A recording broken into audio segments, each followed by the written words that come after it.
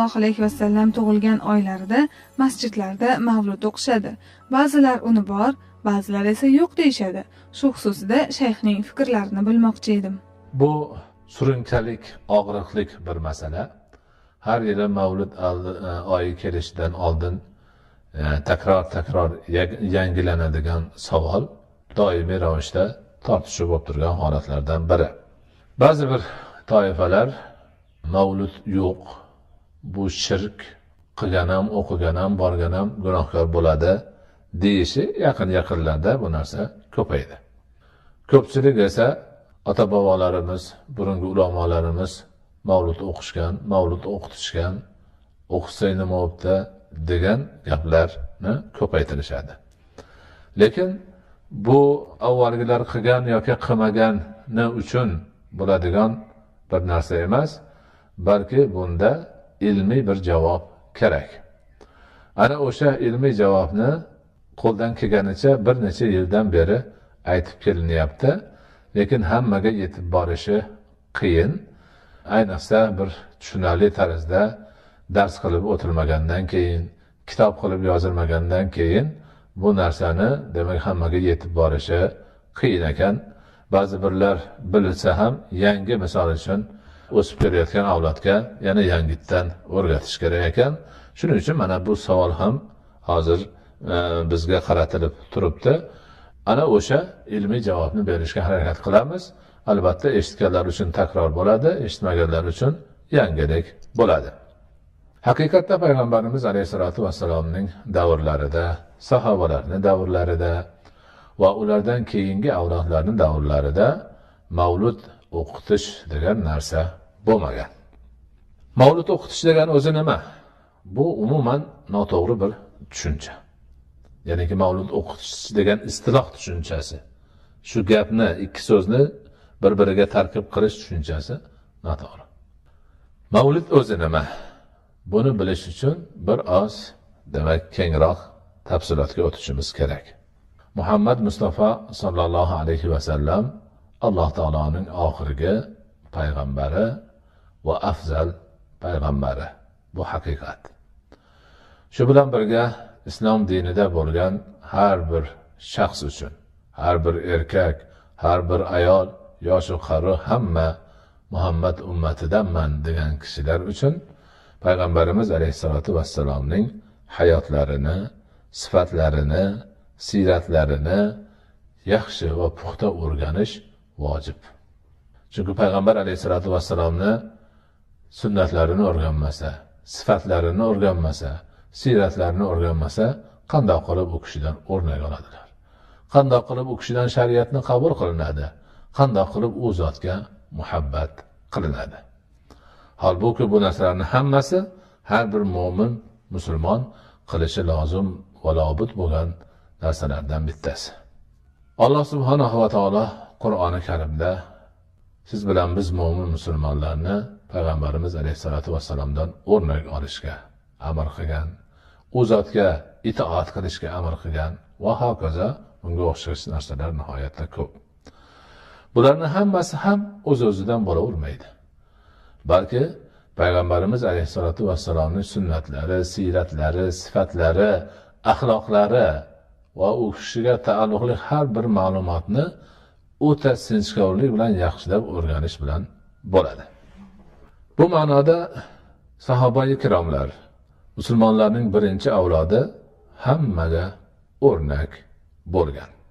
Ular payg'ambar alayhisolatu vassalomning hayotlarini har bir lahzasini, har bir harakat, har bir sakanotlarini o'ta sinchkovlik, shavq va zavq bilan aniq o'rganganlar.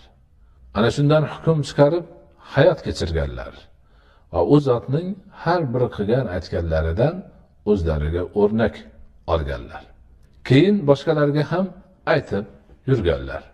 Ana shunday qilib tabi'inlar davrining oxiriga kelganda payg'ambarimiz alayhissalatu vassalomning sifatlari, hayotlari, nasablari va shunga o'xshash ma'lumotlarni to'plagan Sirat Nabaviyya degan kitoblar paydo bo'lgan. Payg'ambar alayhissalatu vassalomning siratlari. unda o'sha nasablari ham bor, tug'ilishlari ham bor, o'sishlari ham bor, payg'ambar bo'lishlari, badanlarining tuzilishlari, odob axloqlari, shunga o'xshash qilgan ishlari hammasi tartibli ravishda va o'shani ko'rgan, eshitgan odamlarni, ulardan eshitgan roviylarni nomlarini zikr qilish bilan demak kitobxonaga keltirilgan. Ana shu kitoblardan hozirgi kunda misol uchun Sirati ibn Hisham va shunga o'xshagan bir qancha kitoblar bor. Ular 4, 5, 6 jildlik kitoblarga aylangan.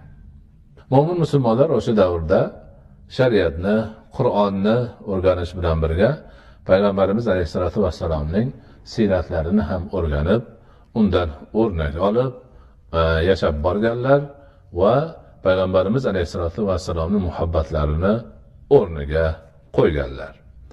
Lekin zamon o'tishi bilan, davr o'tishi bilan musulmonlar ko'payib, arab bo'lmagan ko'pgina xalqlar, avval turli dinlarda, falsafalarda bo'lgan xalqlar islomga kirishdi. Shu bilan kishilarni hayoti ham murakkablashdi. Bola chaqa boqish uchun, ro'zg'or tebratish uchun, hayotini bir yaxshiroq o'tkazish uchun mehnat qilish, ishlash va boshqa demak holatlar yuzaga keldi.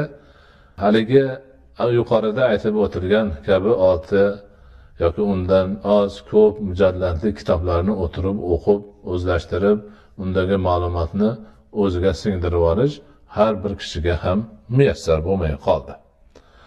Ana shu holatda asta sekin borib musulmonlar ommasi, oddiy xalq ichida payg'ambar alayhisolatu vassalomning shaxslarini tanish, sifatlarini bilish, siyratlarini bilish juda ham mushkullashib qoldi.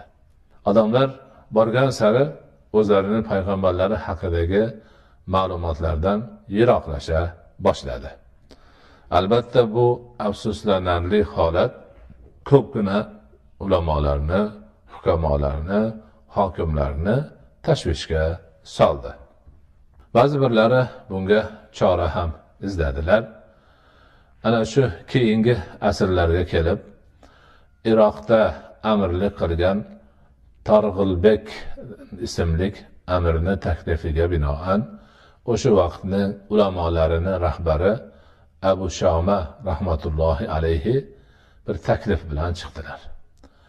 Taklif ma'nosi shuki, payg'ambar alayhisolatu vassalomning zotlari va sifatlarini xalq ommasiga tanishtirish uchun bir oson yo'lni o'ylab topish. U ham bo'lsa, payg'ambarimizni mazkur siyratlari haqidagi kitoblardan muxtasar qilib, qisqa qilib, mag'zini to'plab, she'riy bir asarlar bitish va o'sha asarlarni odamlarni mana shu Mavlud oyida to'plab, hammalariga o'qib eshittirib, o'sha qisqacha javhar ma'noni har bir inson bilib olishini ta'minlash taklifi edi. Shu taklifga binoan demak alohida bir yig'ilishlar o'tkazilib, haligi she'riy asarlarni o'qib berish odat tusiga kirdi. Ana o'sha siyratni qisqachasi bo'lgan she'riy asarlarni Mavlid deb ataldi. Mavlidin Nabiy deb ataldi. Ko'proq biz Mavlidin Nabiy deganda payg'ambar alayhissalomning tug'ilgan kunlari deb tushunamiz. Lekin aslida bu demak payg'ambar alayhissalatu vassalomning siyratlarini bayon qiluvchi qisqacha she'riy asarga qo'yilgan nom. Odatda she'riy uslub kishilarga, xususan arablarga yaxshi ta'sir o'tkazadi. Ana shu ma'noda demak o'sha Mavlidin Nabiy deb atalgan she'riy asarlarni odamlarga o'qib berganda, ular qisqa muddat ichida ajoyib bir xulosa ma'lumotni olib, payg'ambar alayhisolatu vassalomni haqlarida tushunchaga ega bo'ladilar. Iroqda Amir Targ'ilbekning boshchiligida va Abu Shama rahmatullohi alayhining takliflari bilan Mavlud marosimlari o'tkazib bo'lgandan keyin bu narsa qo'shni diyorlarga yetdi. Ular ham bundan xursand bo'lib amal qilishdi. Sekin-sekin bu narsa butun islom olamiga tarqaldi. Bizni diyorlarimizda ana shu Mavludun Nabiy deb atalgan asarlardan shomlik imomi Barzanji deb nomini olgan, ya'ni nomidagi Ja'far Barzanji rahmatullohi alayhni yozgan Mavludun Nabiy degan asarlari o'qish odat tusiga kirgan. Hozirgi kunda masjidlarda ba'zi bir mo'min musulmonlarning uylarida o'qiladigan mavlud ana shu imomi Ja'far al-Barzanjining she'riy asari hisoblanadi. Afsuski buni avvallarida mavlud o'qitish degan tushuncha bilan u tushunchaning orqasida nimani tushunsa odamlar tushunaveradi. Bid'at xurofatlarni tushunish holatlari ham bo'lgan. U she'riy asarni Qur'onni o'qigandek ohang bilan o'qirgan, shu bilan duo fatihani qilib, taomni yeb chiqib ketilavergan.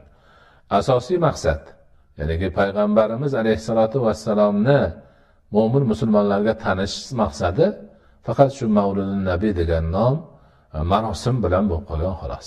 Ma'no chetda qolgan. Aslini olganda esa o'sha o'qiladigan Mavludun Nabiy degan asarni ohang bilan o'qilganda ma'nosiga quloq solinsa, qaralsa, birinchi bandida muallif o'zini bir Mavludun Nabiy degan asar yozmoqchi ekanligi, unda qanday yo'l tutishi, uslubi va shunga o'xshagan gaplarni aytadilar. Keyingi bandda payg'ambarimiz alayhisolatu vassalomning nasablari zikr qilinadi. Undan keyin ota-onalarning birga bo'lishlari, homila, otalarning o'lishlari, vafotlari, payg'ambar alayhisolatu vassalomning tug'ilishlari, shunga o'xshagan bir payg'ambarimizga tegishli ma'lumotlar qator-qator keladi. Keyin u kishini bir bandda sifatlari va kana sallallohu alayhi vasallam deb boshlanadigan bandda sifatlari, misol uchun oyoq kiyimlariga o'zlari yamoq solganlari, kiyimlarni ham yirtilib qolsa o'zlari tikib yamab olishlari, odati ekanligi, mutavozi ekanliklari va shunga o'xshagan ma'lumotlar keltiriladi. O'sha juda go'zal ma'nolar, lekin uni arabchada o'qilib, ohang bilan o'qilib keltirilaversa, xalqqa tushuntirib berilmasa, haligi mavludni tashkil qilishda ulamolar ko'zlagan maqsad amalga oshmay qolgan. Shuning uchun oxirgi paytda ulamolarga, qorilarga, boshqalarga ham aytib, o'qish bilan birga ma'nosini ham xalqqa yetkazish kerak. Har bir mavlud marosimi payg'ambarimiz alayhisolatu vassalomni tanish, u kishining hayotlarini, siyratlarini o'rganish marosimiga aylansin. U zoti va barakotga salovat aytish savobli ish. Ana shunday salovatlar aytib, salovat aytishning hukmlari va uning foydalari to'g'risidagi tushunchalar berilsin degan takliflar aytilib turilibdi. Bu narsalarga amal ham qilinyapti. Mana shu ma'noda tushunish kerak mavludni va bu narsa inshaalloh juda yaxshi bir natijalar bersa ajab emas. Ko'pchilik payg'ambarimiz alayhisolatu vassalomning nasablarini bilsa, hayotlarini bilsa, sifatlarini bilsa, albatta nihoyatda yaxshi bo'ladi, nihoyatda xayrli bo'ladi, nihoyatda barakali bo'ladi.